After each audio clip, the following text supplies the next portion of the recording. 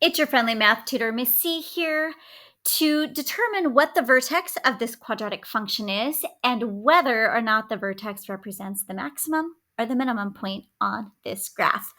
All right, here's how we find the vertex of a quadratic function written in vertex form. So just as a reminder, this is vertex form. So what we're going to ask ourselves is, what value does x need to be to make the sum within the parentheses equal to 0? So in other words, we're looking at this binomial here. So what does x need to be to make that binomial 0?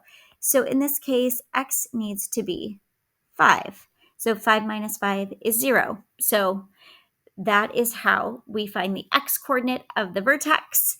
So when we do that, when we say that x is 5, we know that whole binomial is 0, 0 squared is 0, and what we're left with is y equals -3.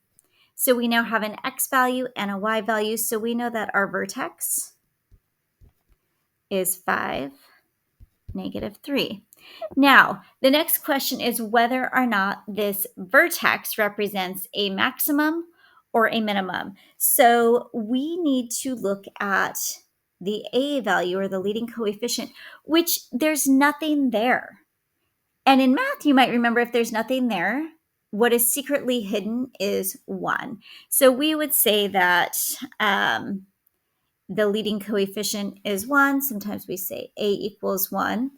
Since that number is positive, that means our parabola, or our graph of our quadratic function, if I were to graph this, looks like that. It's an upward facing parabola, which means that this point right here is the minimum point, or the lowest point on our graph, and all the other points are bigger.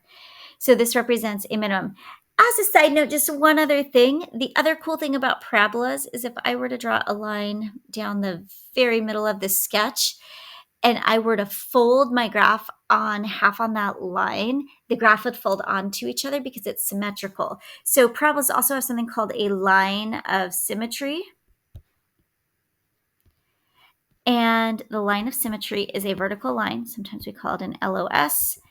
And that line is always the equation x equals the x value.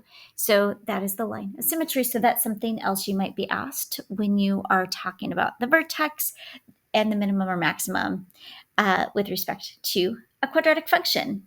Thanks for joining me, and make sure to subscribe for more math videos. Till next time.